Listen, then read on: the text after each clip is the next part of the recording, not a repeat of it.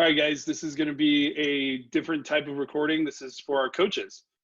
We've had some of our coaches reach out and ask for content specifically for them. We've talked about our kids at home and how they can get, as Scott Zinsky likes to say, how they can get 1% to 2% better every day away from us. And I think it's important that as coaches, we're also developing through this time. We're going to have a different panel every week, different topic every week. Today I have an all-star panel, to say the least.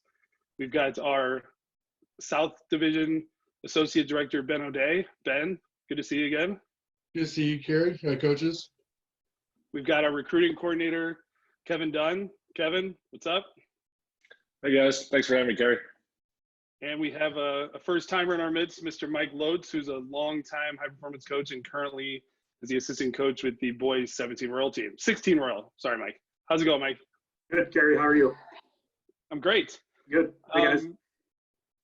So our first topic is going to seem small because in reality it is you have a limited amount of these per game, and it's going to be about timeouts.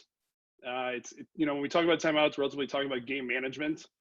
We talk about this all the time, and I jokingly say to people, I can tell a bad coach by two things. One, if they lose a game and they don't take both their timeouts. And two, if their front row players turn around and look at their own server while they're serving the ball. Now, seems minor, but I'm pretty spot on with that stuff.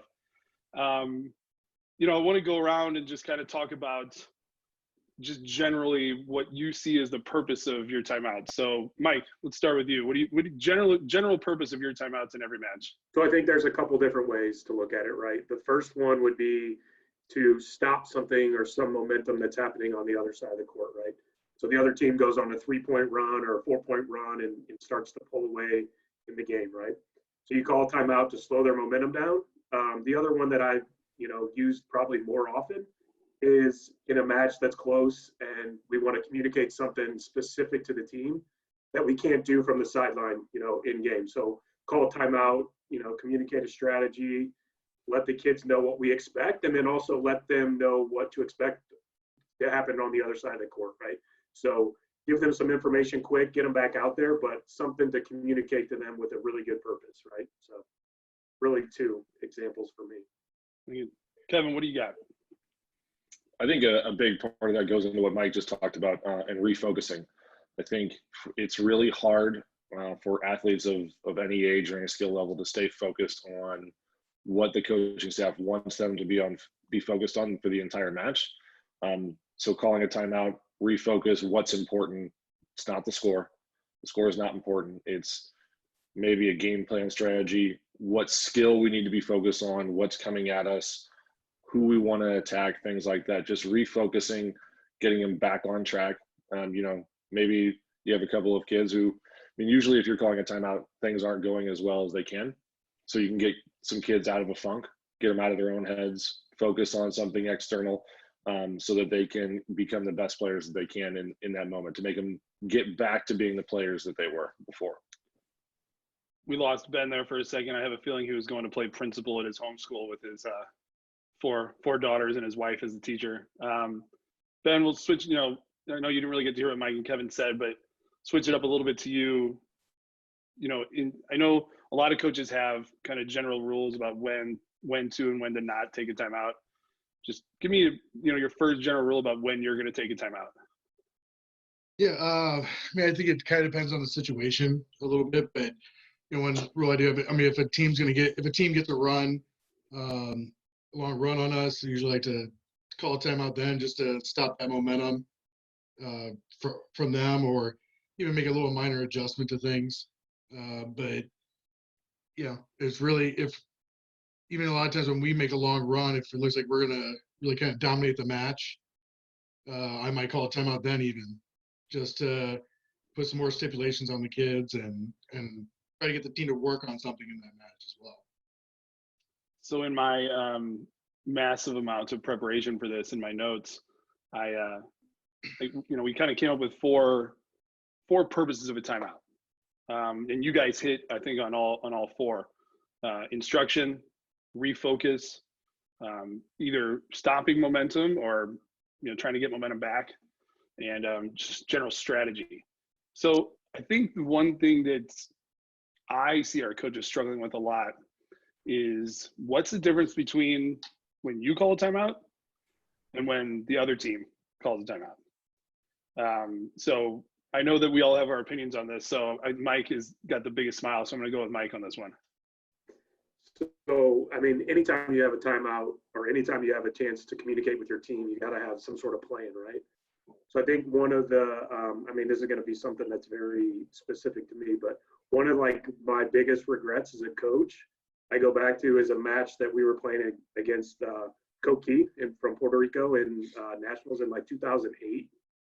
And we were winning this match 17-7, right? So we had all the momentum. We were cruising. We win this match. We go to the gold division. And we really couldn't be stopped up until that point. They call a timeout, and you guys know that they're a very emotional type of club, and they get a lot of once they get momentum, it's hard to take it away, right? And I didn't really have anything to say to my guys, and not that I didn't have a plan, but I really thought that we had the match in control and are in control of the match, and kind of communicated that to the guys. And so I think they kind of, as a result, relaxed a little bit. We ended up losing that game like 27-25. And I think a lot of it goes back to that timeout. I mean, not that our kids didn't execute well, but they came out, scored the next 3 or 4 points, and then had gained all the momentum, and we kind of wasted that time. So I think if you have the lead, or typically that's why the other teams calling the timeout, or you have the momentum, I think you want to reiterate what's going well, and then also kind of reiterate what to focus on and what things that team might try to do to kind of slow your momentum or, score some points, right? So I think you always need to prepare your kids for something that's going to happen, so they can expect something to happen. But I still think that you want to remain very positive in those timeouts. If you have the control of the match, you need to communicate that to them, but then also communicate what needs to happen and what we expect from them, as the match goes on. So, I just think it's interesting because when do we get 30 seconds in a club timeout?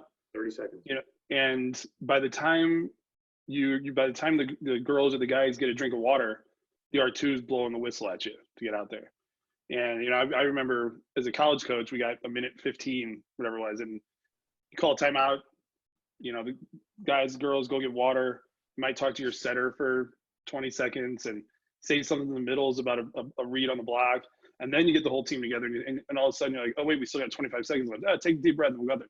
Club, it's like, you got to get it out, And I think one of the interesting things, and Ben, I'm going to go to you here because you're a head coach and an assistant coach right now. What do you see as the roles of the coaching staff? You have multiple coaches. How are you utilizing your staff during a timeout? Yeah. Well, I'd say like one thing about David, working with David this year, that he's been really good about with timeouts is, I kind of have freedom of, what player I pull, what position I pull. But generally, if he wants to pull a player, I might call a timeout and he'll pull a player, and then I run the timeout. Talk to the entire team, but he's kind of in charge of really more how we do that. If he's running it or if I am. But a lot of times as the assistant, you don't want to just stand there and say nothing. So a lot of times I'll pull at least 1 or 2 players to, depending on position, outside, setters, whatever, have a little conversation with them. Like you said, it got 30 seconds, so it's not like you can pull a whole bunch of different positions the entire time. And unfortunately, we're not the ones keeping track of the time. So it feels like sometimes that 30 seconds is, a minute long, and sometimes it feels like it's about 10 seconds long. But and then as a head coach, I always tell my assistants to do the same thing. When I pull the team in, if I don't want them to pull somebody, I'll let them know. Like, hey, when I call this timeout, I want to talk to everybody. But if I don't say that to them, I want them to have that freedom too. They're there to coach as well. It's one thing when Kevin and I coached together, I think that we did really well was balancing out the timeouts of if I just started talking to one player in a timeout, he'd immediately start speaking to the team. And then if I was talking to the team, he'd freely pull players as well. Kevin, I want to kind of touch on the differences of when you call a timeout or when the other team calls a timeout. And I think I'm going back to my formative years as a coach. And I feel when I was younger, every time I called the timeout when we were losing, it was for me to yell at the team. Like, you're bad, you're doing poorly, got to do better, whatever. And as I got, more mature as a coach, and I started using more in-game scouting and pre-match scouting, I found that, okay, if I bring my team in and I focus on here's what the game plan was, we need to get back to the game plan, we do this, I found myself having less rants. Now, we're going to talk about it later. I think there's a time and a place for it. But, how do you stay focused and not devolve into rants during a timeout when your team is playing poorly? I think that is one of the hardest things about coaching. All of us are emotionally invested in the team and in that match. And we'll touch on where that can come in handy. But I think you have to figure out what you can control in that moment. And I think that coaching staff is working together are really important. If I'm the head coach and I call a timeout, usually it means that we're not performing at our highest level right now, or there's something that needs to change. A lot of times that is setter choices. What route we want to run in this side out and who we want to get the ball to. So generally speaking, as a head coach, I will take the setter aside and I'll have my assistant kind of talk to the team, relax them. All we got to do is pass the ball high in the middle of the court, and then we're going to run a route. We're going to get a one-on-one. We're going to be able to put that ball away, something along those lines. That's totally different for staffs that I'm on when the other team calls a timeout. I usually have that other coach scouting the other team of what they're running in those rotations. So I try to be very, very brief when the other team calls a timeout, give the rest of the timeout to that coach to give our athletes the information that they need. Hey, this is what's coming. This is who they set last time. This is where he or she hit the ball, to give them as much purpose going into it. I think it's good to say, hey, you guys are doing great. We just made him call a timeout. But I'm a big believer in one point at a time. We need to find a way to go out and score this point. Whether we're up by 15 or we're up by 1, that next point is the most important thing. So giving the athletes as much information that we can in those 30 seconds to help them be in positions to be successful when the other team calls a timeout. So I think who talks drastically changes, and mentality does as well. I think that there might need to be even more rah-rah for them if they're not playing well, and we're calling timeout to give them confidence to get out of a funk. And there might be even a little bit more strictness go into it when the other team calls a timeout. Hey guys, we're playing really well, but we need to stick with it. We can't let up. We need to get back to make sure our focus is stay on the tops of our mind. We don't just think that other team is going to roll over. It's one of the things that happens in volleyball all the time. One set, a team gets crushed. The next set, they come back and they crush. There's a lot of times where you see 12-25, 25-12 scores, and then it goes into a third set. So within a set, having those conversations about what our focuses need to be and staying on track. Yeah, I think that you bring up a couple of good points. I think now that, when I first started coaching, I'm sure you guys had the same way. I was by myself for years. I don't think I had an assistant coach for the first 10 years that I coached club volleyball. And so there wasn't a whole lot of in-game scouting going on. It was a lot of riding the waves and just, kind of having a feel for what was going on in the match. And I think it is important that your assistant coaches have a role during the game, so that way there's something to be said in a timeout. So, I was like, I'm the same as Kevin. When we're losing and I call a timeout, I'm going to run the timeout. I'm going to remind them. We're going to come back to this a little bit later. I'm going to remind them of things that we should be doing. When the other team calls a timeout, get to the assistant coach. Let's see the chart. Let's see what they're going to run in that rotation. But, Mike, this one's going to be for you. You probably, I rarely see you show a lot of emotion on the bench. And I think, something that Kevin brought up, so sometimes we're calling a timeout because we're just not playing to our potential. We're not doing the things that we need, that we know that we can do. We're not physically giving effort, or we're not communicating, or we're not following the game plan.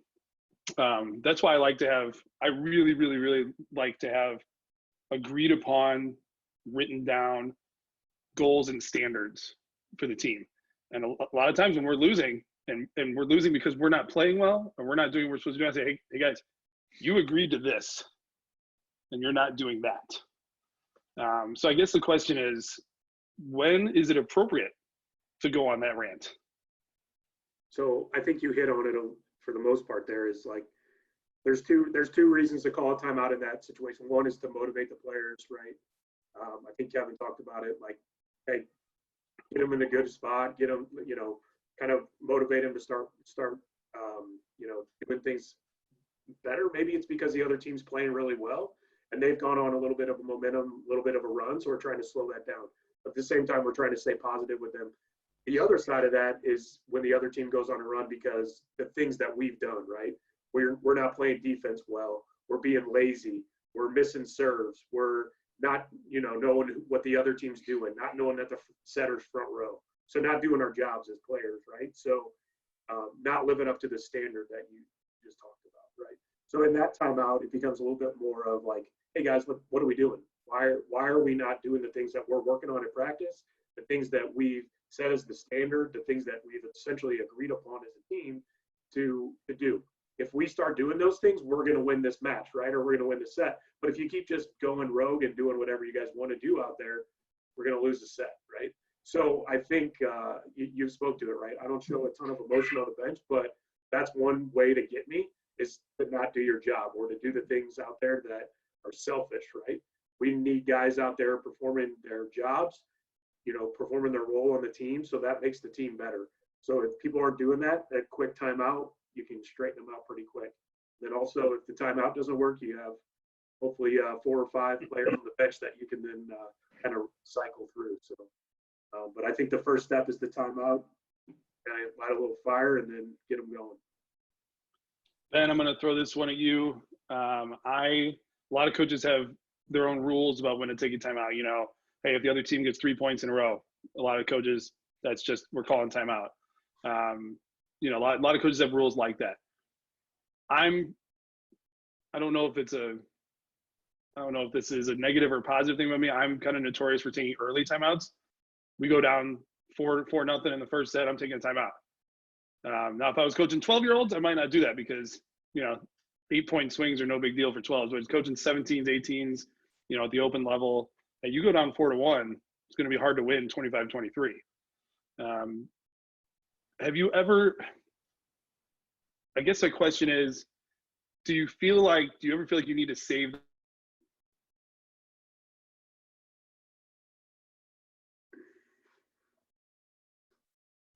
Guessing what you're going to ask me is that if I ever had to felt like I need to save my timeouts till the end of the game. No, I think you have to use you have to use your timeouts appropriately throughout the match. Whether you take them early, I've taken them at 4-0. I have, when we get towards the end of the match at times, looked at it and gone, okay, it's 22-21. If they get this point, do I call that timeout then, or do I hold? If you hold it, well, now you're calling a timeout at 24-21. And are you going to, like you said, at 17s and 16s and 18s, are you going to be able to put together a 5-point run, especially at the open level? A 5-point run that's a pretty hard thing to do at that level. Yeah. Where, it's a lot of times I'll kind of gauge the temperament of the team at the end. Like I said, it was 22-21. When we went for it and we just barely missed, okay, well, hey, let's call it timeout. Let's talk about, hey, we just missed. Let's do it again. Let's go for that again. I don't feel like I never really looked at it and been like, oh, I need to save these for the end of the game when it's going to be closer. I think if in the way you train your team, a lot of times you can even, you can use subs towards the end of the game to slow things down, make some personnel changes. And I tell my kids ahead of time, like, if especially if I've used timeouts early, if at the end of a game, if I start making some subs, you're not necessarily doing anything wrong. A lot of times we might use that to just slow the momentum down. So I've never really felt like I got to hold these. I'm kind of with you. I'm known for usually calling them pretty early. In especially, like I said, even in games that we're winning, probably still call them early just to make sure that, as Mike Kevin said, that we either regain that focus or we maintain that focus. Because I think that's one of the hardest things for kids is how do you maintain focus 0 to 25 or 0 to 26, whatever the game is going to. But no, I don't really feel like I ever need to save them. Like I can't call a timeout before 20. I've heard some coaches say that, like, I can't call a timeout until the team gets up by this much, or if I don't like to call my timeouts till we're past 15 points, because those points are more important, which I personally don't understand, because how is 15 to 25 more important than 1 to 15? Yeah, I don't want to get off topic, but you bring up something funny. At the last Olympics, I had a friend of mine who's not a volleyball person, kept texting me, "Oh, I'm watching all the volleyball. It's great. It's great." And he made a comment. He said, "Seems like the announcers don't talk about what's going on until it gets to be about 20 to 20. And then all of a sudden, every point's the biggest point in the match, and they're calling all the timeouts, and there's all these people." I'm like, it's actually pretty smart. Ben brings up a good point. If you're in a high level match and you go down early, it's going to be an uphill climb the whole time. Kind of leads me to the next question, and I'm going to give this one to Kevin. Why would you, and Ben touched on it a little bit, but I think we can expand on it. Why would you ever take a timeout when you're winning? I think that taking timeouts when you're winning are some of the best timeouts you can take. I personally, I don't have any rules of taking timeouts. I take a lot of timeouts when I don't like what I'm seeing. If I see a trend one way or the other. So if we go up 10-0, but then it's 20 to 15, I don't really like the trend that's going on. Some sort of strategy that we can talk about. I know Mike touched on that earlier. Even if we're serving and we think that we can do something blocking wise or defensively to change in this rotation to score a whole bunch of points, absolutely something that I would be willing to do. I think that at any level, depending on who's serving, it can be a great time to take a timeout. If you have somebody back there who is just ripping off serves, giving your passers a break, making that server think about it a little bit more, whether they've scored 1 point or 5 points in a row. And then I think that, what I talked about earlier, refocusing. If you came out really fast and they're starting to catch up, the momentum's starting to swing a little bit, I start to think about the next set. We want to make sure we finish set 1 in a way that the momentum goes with us. So if they're starting to pull away, and even if it looks like we're still going to win by a comfortable margin, I might take a timeout because our focuses aren't there anymore. Our focus is, oh, we won. We don't have to be as good or play as hard or be as focused. To refocus them and get back in, play that point so that we are putting ourselves in a good position for the end of set 1 into the beginning of set 2. I think that's great. I think a lot of coaches struggle with that, and I think sometimes that's just like, you need to take a timeout right here, even when you're winning, and they don't. That's one of those things we criticize. We're going to get to side coaches later because I think we have a really good panel of sarcasm here, so I'm pretty excited about that. But I think the next, we talk about a lot that the difference between teaching and teaching. In practices, we teach. In games, we coach. Meaning, if we are talking about skill execution in a timeout, then maybe we can practice.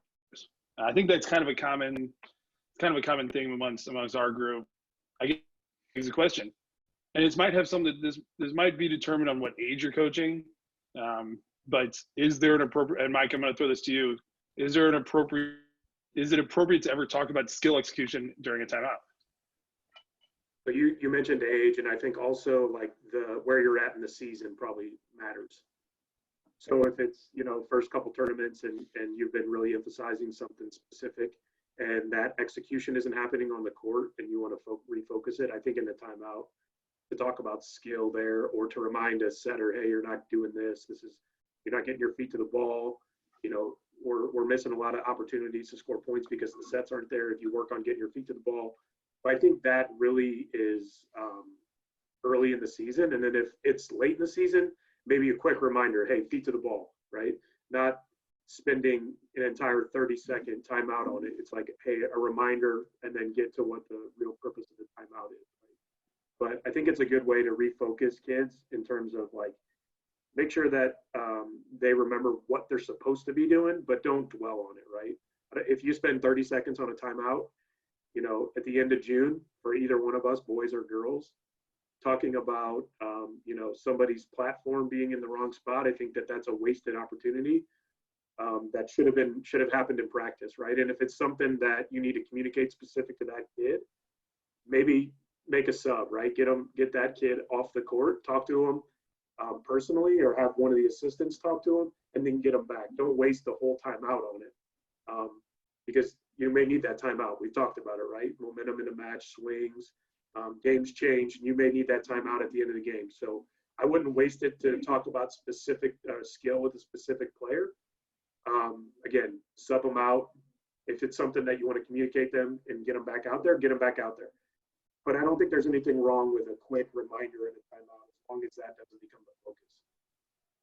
I think Mike brought up a good point in the beginning about kind of seasonality, right?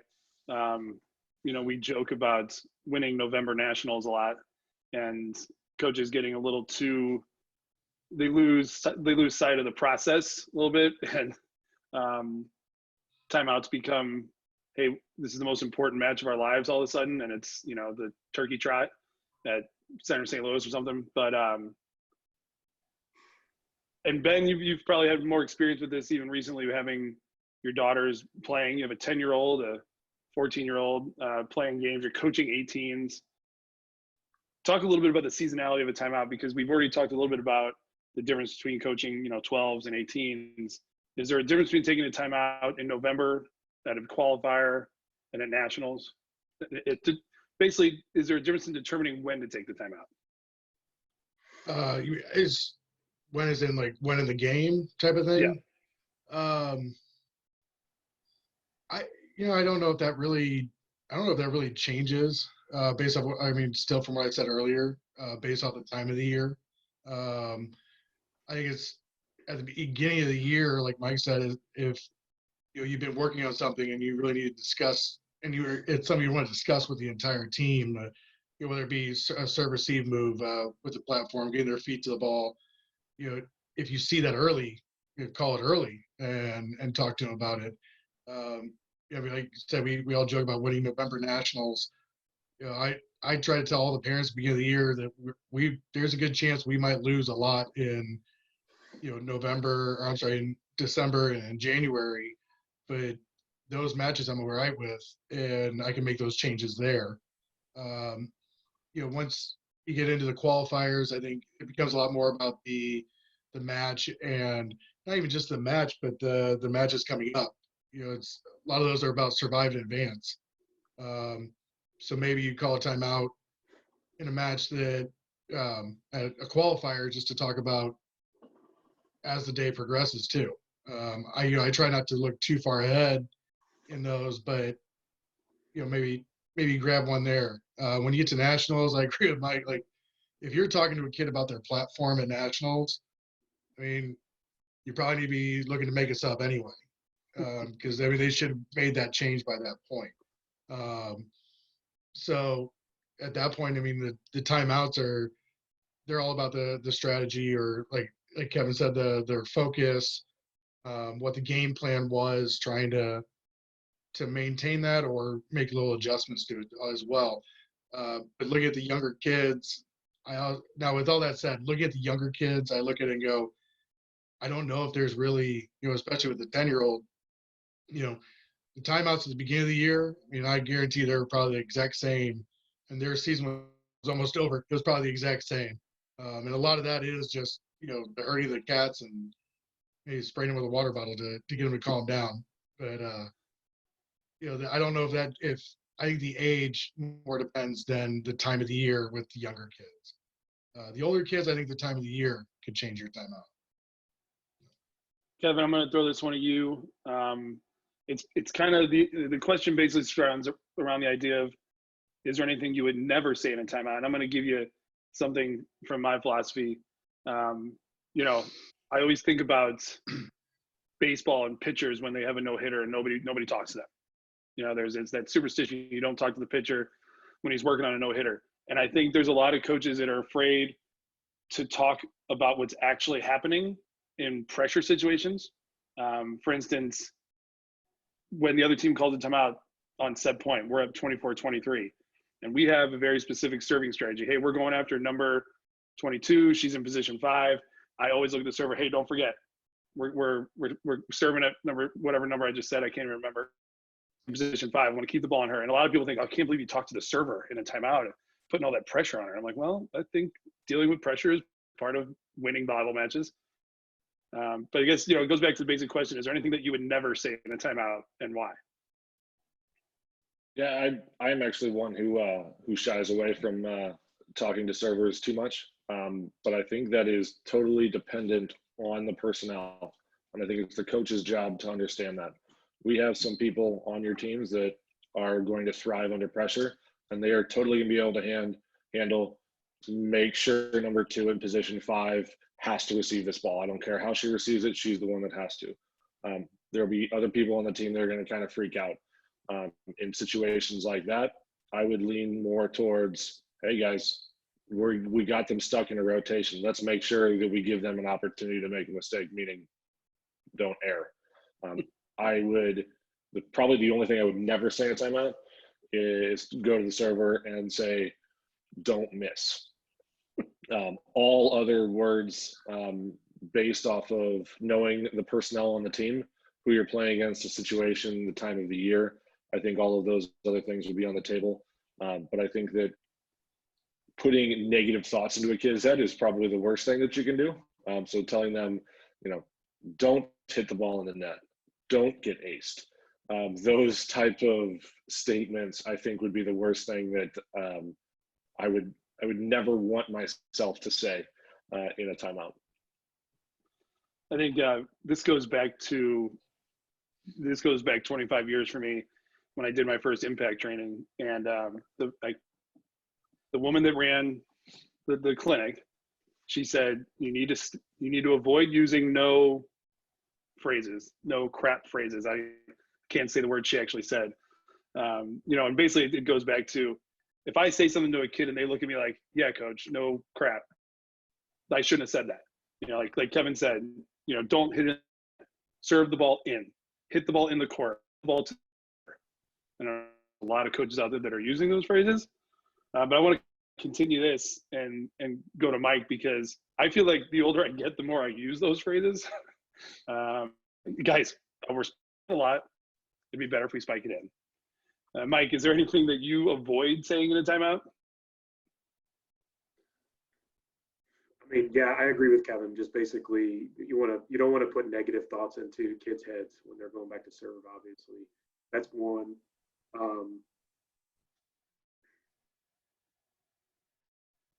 I mean, I try to avoid. I don't really know, Cary. One. I think we do focus on things that we do want to say, and we try not to think about it. Yeah, I mean, I kind of go back to the same thing. Like when the other team takes a timeout, it's like you don't want to you don't want your team to walk out on the court and be like, oh, we don't have to do anything. This game's over, right? So I think when the other team calls a timeout, you have the lead, you have the momentum. I think you want to avoid things like saying, oh, this match, we got this match. We just, because you don't want your team to relax, right? I think in a motivating way, you can say, hey, we got control of this match. We're going to win.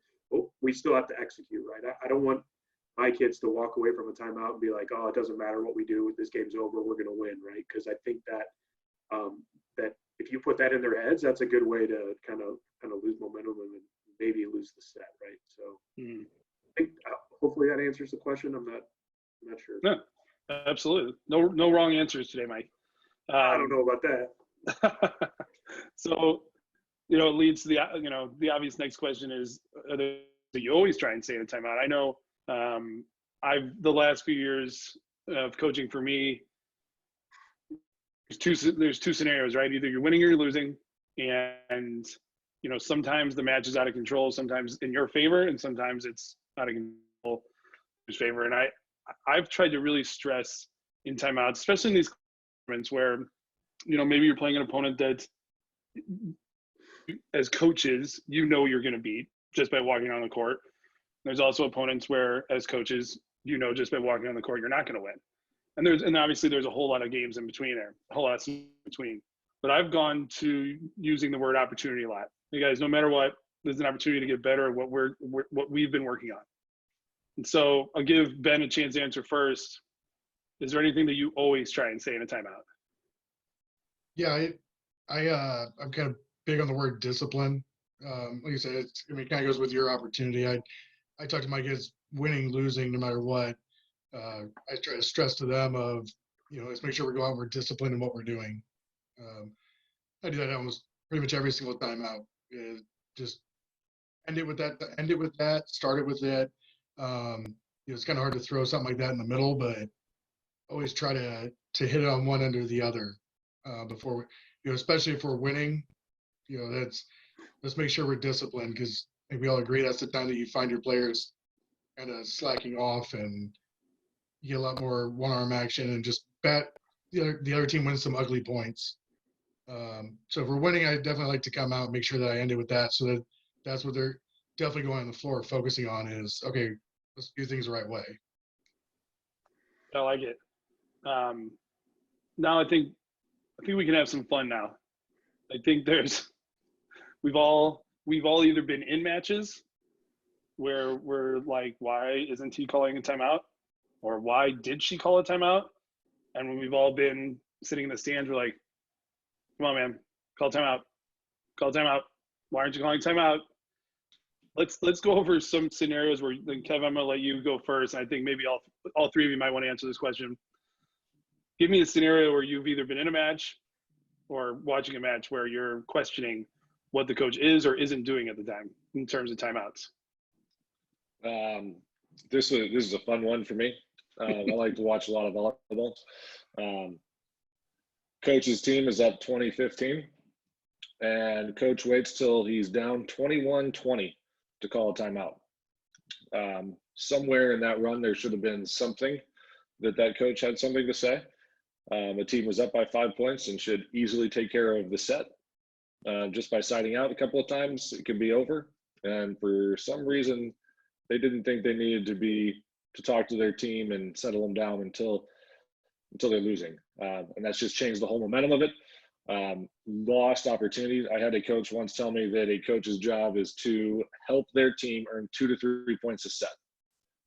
In this scenario, that coach lost that opportunity. You had a team that was on the ropes, down by 5 points towards the end of the set. Now they're full of confidence. They think they can come back, and your team is the one that is on their heels. It's so annoying to watch. It's just like my insides are dying when I see something like that. That's intense. I like it. Mike, I don't know if you're laughing at Kevin or you're laughing at the thought in your head. Kevin. And then just some other ones that I've kind of thought about. I don't know which one to do, but I know this was a while back. I'll protect the names here. But coach called timeout. I think he was at his wit's end, right? He called the timeout. He had already, the team was just not playing well. They were doing what they're supposed to do, and they were messing around. But he calls the timeout, and basically, as they come in, he says, I'm not saying anything to you. You guys figure it out. Talk to yourselves. And now maybe there's two ways to look at that, right? Like there's the wasted opportunity from a coaching perspective, but at the same time, maybe it's a way to motivate kids to refocus and be like, hey, what are we doing? And it also kind of holds them accountable, but it's just comical to watch a coach sit on the bench and not say anything for an entire timeout and let the kids just figure it out, right? Now, I think, like I said, there's two ways to look at it. It could be like, what are you doing? You're wasting this opportunity that we've spent all this time talking about, the four of us here. But also at the same time, maybe it's effective, right? Maybe it's an effective way for these kids to realize that, oh man, we really got to get our stuff together here. So, but it is funny to watch. That was very politically correct there, Mike. Yeah. I'm really proud of you on that one. I know it was tough. I'm gonna throw this at Ben, but and you can go one or two ways, Ben. You can either talk about the worst thing you ever saw or heard in a timeout, the worst non-timeout, worst taking timeout, whatever you want to go. But I have seen that scenario that Mike's talked about, unfortunately, way too many times, where a coach calls timeout, team comes over, and he or she just goes, "You guys figure it out." And the worst one I ever saw, I actually saw a coach take a phone call. It was when kind of headset earbuds first came out, and he called timeout. Team was coming over. He gave him the hand. No, what? What'd you say? Was his son a gold medal volleyball or setter for the U.S. national team? No, No. not that one. But Ben, I'm gonna let you run with this one because I feel like you got some good ones. Oh, let's see. Not calling a timeout. Actually, I shouldn't say not calling them, but calling them a little bit too late. Coaching as a guy, and at the time, my team was up 23-7, and I called a timeout at 23-7, and talked about inside the timeout. I actually did coach my team. Talked about what we wanted to do over the next 2 points. I'll say I also called it to not be the nicest person in the world.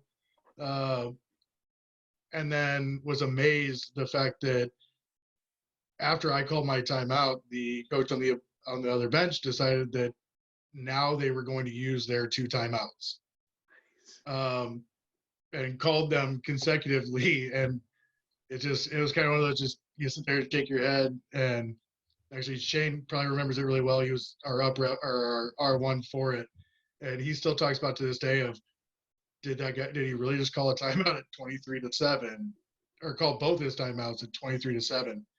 And just the amazement of how afterwards I was criticized for the fact that I called the timeout at 23-7, and had to point out the fact that they still had both their timeouts. So it's probably the most interesting one I've seen of not calling the timeout. Do I know this coach? Yes. Everybody knows this coach. I think he's done that in every match I ever coached against him. So we'll save that for Kevin. What do you got? Kevin's raising his hand. I was listening to them talk. Reminded me. I was watching a volleyball game, and team was getting destroyed, absolutely destroyed. They're down, I don't know, 20-6. Called their timeouts. This coach did. When the other team had 23, and then again when that team had 24. And I remember actually the next set they did something similar. And I was sitting next to you, Cary. I looked over to you, and if they call a timeout after 20, I'm leaving. Coach called a timeout when it was 20-11 for the first time out of the set. So I got up and left. I didn't see them take their last timeout, but Cary reported to me that they took their last timeout at 24-15. I mean, you can't take them home. He had his rules. I think that's something good. It sounds funny, but something good to remind our coaches of, that they don't roll over. You can't take them with you. You don't get extra points if you win without taking your timeouts. Use them. They're there for a reason, right? So here's, we talk about, you guys have brought it up a little bit, other ways to slow the game down, other than using a timeout. And I guess the scenario that was presented is, so your best player is struggling and having an off match. Think of the best player you ever coached, and you're concerned if you take that player off the court, that it's going to affect the team. So do you take a timeout? Do you just take the kid out, or do you make the sub without taking a timeout? Kev? I think I have a little different viewpoint on this than a lot of people. Depends on the team and the level that you're playing, but I have no problem taking that person out and giving away a set. If we are down 20-10 and I have a 6 rotation outside who it's day 3 of a tournament, I don't see us coming back from that. I have no problem taking them out, resting. There's no point in that person taking extra jumps. They come out, someone else gets an opportunity to go in, maybe infuse some new energy into the team, give us some momentum before we come back. And then we take that top player off. They take a break and they're ready to go for set two. I think the other way to do it, which is always a good one because it confuses R2s, is ask for a lineup check. You're going to probably get more than 30 seconds if you ask for a lineup check while they figure out who's actually in the game, the way they're supposed to wind up. So if a good way to create some sort of pause and maybe a tighter scenario than the one I just suggested, ask for a lineup check, make sure your assistant coach or someone's talking to your best player, getting them out of their own head, because if it's tight, they may only need one pass, one swing, whatever it is, one good decision from a setter. You get the lineup check, you basically have that timeout, a little bit of time to breathe, focus on something that they know that they can accomplish, and they can get back into it. Yeah, I think there's a lot of different ways to do it. I think the lineup check is a good one, mainly because most scorekeepers don't know how to give you a lineup check. So ends up being the R1 coming off the stand and coming and figuring it out. But Mike, I'll throw it to you because you've had some pretty, on the guy side for sure, some pretty high level guys that we're going to struggle time to time. Sure. How did you use timeouts? Did you use subs? How do you feel like you dealt with that on the normal basis? Yeah, I mean, I think I would be pretty in line with Kevin here. I would tend to use the sub, right? Get them out, talk to them, and so let's maybe say that it's an outside, right? And get them out in the back row. Maybe have them serve and then get them out and then kind of talk to them.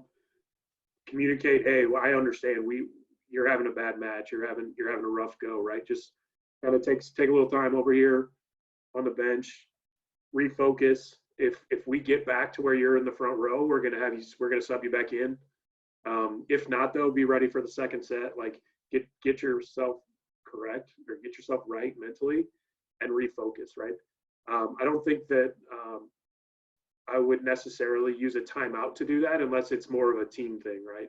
Because I wouldn't want to affect the way the rest of the team is playing by me kind of calling a timeout to go at one guy, right? Kind of isolate the situation, sub the guy out, explain what's happening, and then you might actually get more information from the player too. Like maybe they're actually hurt or maybe something's going on, right? And it's a good way to get them to refocus. Or if they are actually hurt, get them out of the match and then get you time to figure out what to do, right? But I think taking them out, communicating with them, getting feedback from them, and then also being like, hey, we're really going to need you. Like this isn't a punishment. This is for you to get refocused. Take care of yourself, get a drink, get ready to go back in, stay loose. When he comes back around and sub him back in, evaluate what happens for the rest of the set, or just get ready for set two. However it plays out. But I think to get them out, refocus, and kind of understand what's happening, I think it's best for the team and probably better for the kid too, and it lets them really refocus and settle down a little bit. I think just want to have talk one more topic because you might not believe this, but we spent 50 minutes talking about timeouts, which is pretty amazing. I'll give you a quick story on this. I was coaching with a guy who had not a whole lot of experience, and the experience that he had were with less talented teams than what we were dealing with here at the club. And we called timeout, and he was doing in-game scouting, and I said whatever I had to say, and I said, hey, I'm not gonna say his name. Like, you got anything to say? And he goes, I don't know. I mean, you guys are the best team I've ever been around. I just don't think I have any way to help you. And I was like, ooh, don't say that. So I think the last topic is kind of one of the biggest issues. We have a lot of young coaches. We got coaches that are 19, 20, 21 years old, and finding their voice, figuring out how they're going to deliver a message, what their message is. Ben, I'm going to start with you. Any suggestions for young coaches who just think they aren't saying the right things, they don't know the right things? How can you get better at it? Yeah, I think there are a couple things I think you can talk about and never be wrong. Energy, effort, communication. I think those are things that anytime hey guys, we really need to pick up our communication. I don't care if they're talking 100 miles an hour while they're out on the floor and everything they're saying is absolutely perfect. There's nothing wrong with just telling them, hey, we need to pick it up. Hey, energy's good, but I think we need to bring it up a level. Hey, let's get a little bit more effort. Things like that. If you think they're really simple, especially younger coaches that are assistant coaches. A lot of time we take, we take like 20, 25 seconds of the timeout. They get the last 5. Throw that in there. At least you have a voice. I agree with you. I think a lot of times you don't want to have it be, no, you covered it all. You're good. Or I got nothing to say to you. Because I got nothing to say to you. Like that team it pretty much checked out at that point from you.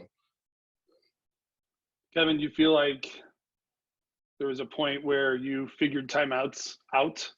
Do you ever feel like you struggled with it?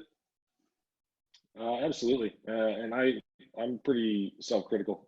I still replay timeouts over in my head, especially if something bad happened. Either we called a timeout and we didn't change it, or we had a timeout and that didn't work. I think it's a process where you're always learning. Every experience you have with different athletes, they're going to react differently. I think that really smart coaches with new teams at the beginning of the year, they test how teams react to them. For instance, at the beginning of the year, teams not playing well. If you chew them out, are they going to get better? Some teams do. Some teams, there is an immediate switch and they go and they start playing like studs. Some teams crumble.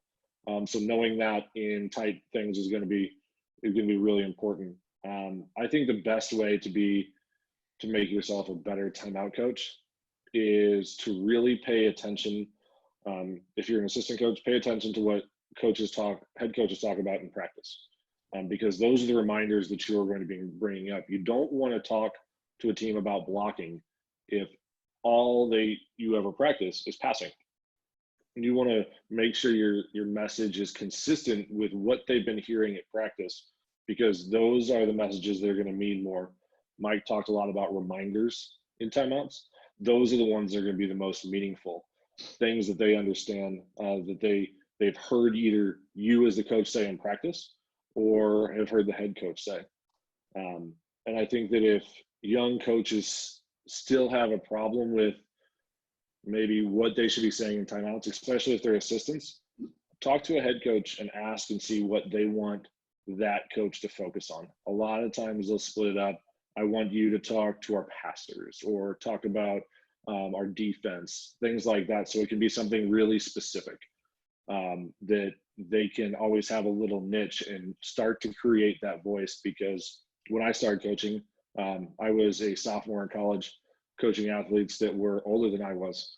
And it was very intimidating, to be honest, at times to try to come up with something to say in either really bad or really good times. When there's just a couple of things going right or wrong, it's easy to come up with those. But when everything's all good or everything's all bad, it can be hard to find meaningful things to say. I think Ben hit the nail on the head. There's always some answers that are always going to be correct.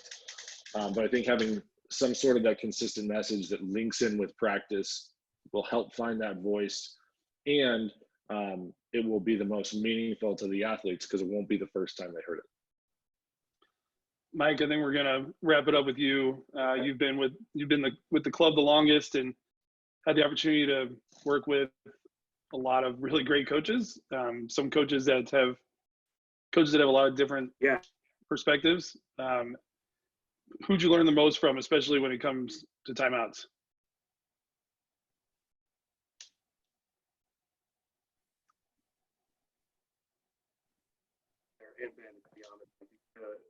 You guys are right on it. Mike, start over because we lost you for a second. Gotcha. So what I was saying is just to reiterate what both Ben and Kevin said, you're not always going to be right, but have.